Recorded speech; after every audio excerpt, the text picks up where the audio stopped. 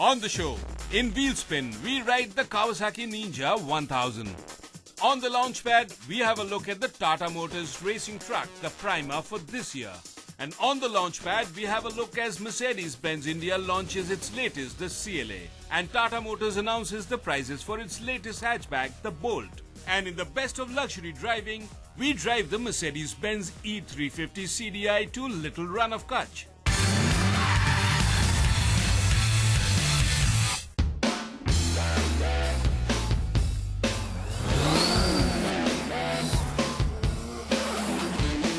What I'm going to ride today is a machine which sports the legendary Ninja badging here. But this is, as you can see, not exactly the Ninja that comes to mind when you think of the word Ninja and Kawasaki. This is not a full sports bike, full fairing, low slung and furiously fast. Instead, this is a machine which is designed for both sports as well as touring.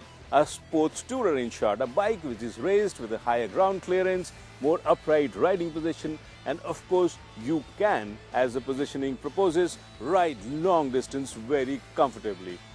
This is the Ninja 1000.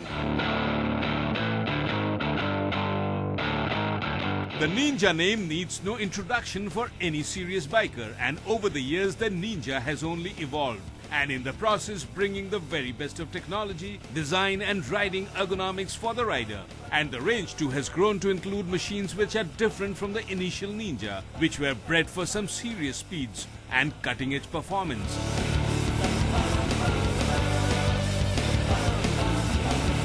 Though the theme still continues with motorcycles like the R14 now, which is essentially the spirit of the Ninja brand and epitomizes everything Kawasaki wanted to put in a superbike. But now the Ninja brand extends to naked bikes like this 1000cc, a machine which will provide exhilarating performance but also will double up as an everyday commuter and even long-distance tourer. The Ninja 1000, however, ensures that it carries the same Ninja DNA in terms of performance and styling, and even the green Kawasaki color.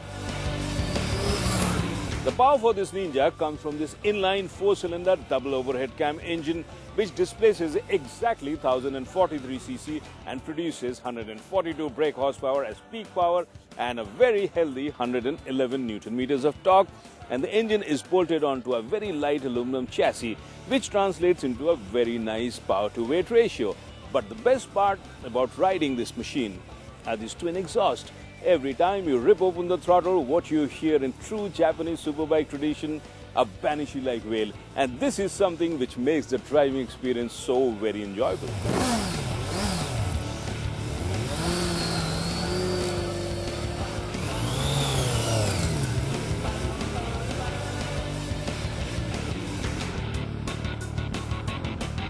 What I really like about the engine is that it's ready to pull from almost any RPM till the red line, and the power delivery is instant and deliberately induced intake howl makes sure that you like the sound as well as it goes about doing its job. And the job in true Ninja tradition is simple: to haul you as fast as it can. And believe me, it is fast.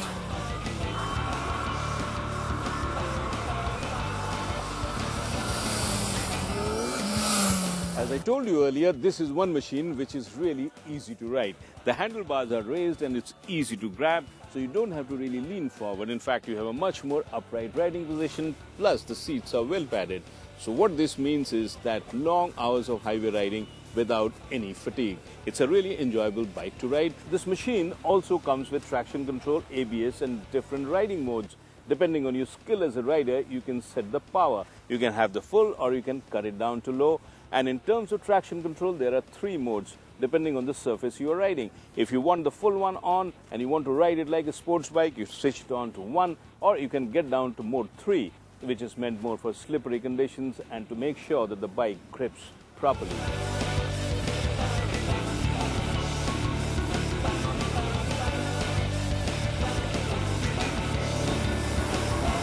The relaxed riding position is what makes this bike so very rider-friendly. Okay, it's not as wickedly as fast as a superbike, but then the strength of this machine is that it balances very well performance and rideability. This is a machine you can ride for hours without getting tired, and for the serious speed freaks, it's fast enough as well. with a top whack of over 250 kilometers an hour and sprints to the 100-kilometer mark in just 3.3 seconds.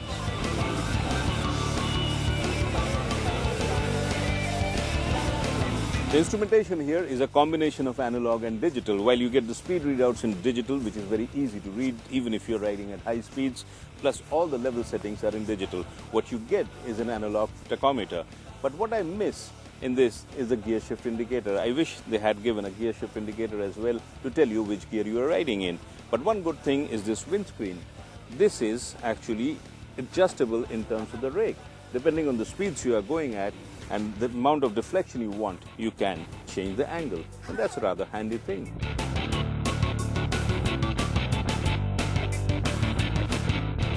This is the latest model of the 1000cc Ninja, and Kawasaki, while designing this machine, has drawn inspiration from the Japanese word sugomi, which means that the person or the object generates an intense aura or energy or an object of greatness which inspires awe. Consequently, you see the headlights designed as feline eyes, which seems to trigger off an instant reaction. And I must say that the designers have succeeded, as this 1000cc Ninja certainly stands out with its radical design and is certainly one of the most attractive naked bikes around.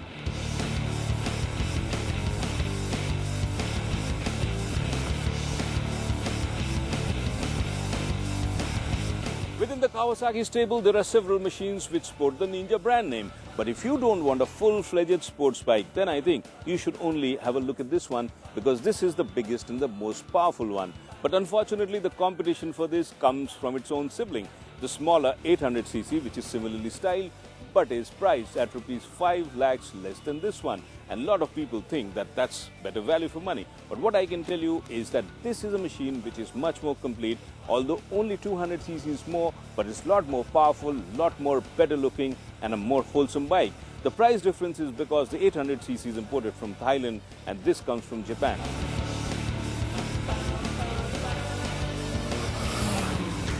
Well, Kawasaki is certainly charging you for whatever they have put in this machine. At rupees 13.8 lakh on road Delhi, this is not a machine for everyone. But if you are a serious rider with abilities to handle a seriously fast machine, then you should consider this, because this is one of the best available in the market today, and it tops in terms of rideability.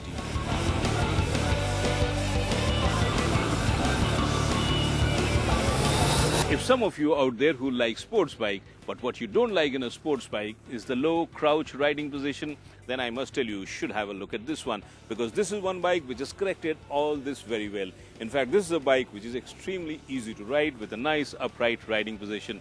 And in terms of performance, I can tell you, she is pretty much up there with the big boys. Some of you might think that this is a bit of a compromise between a sports bike and a touring bike. And if indeed this is so, I would say this is a very good one, because it mixes both the attributes very, very well. A bike which is good on performance, a bike which looks nice, and a bike which is so very easy to ride. In fact, this is a bike I would love to ride all week and even on the weekends.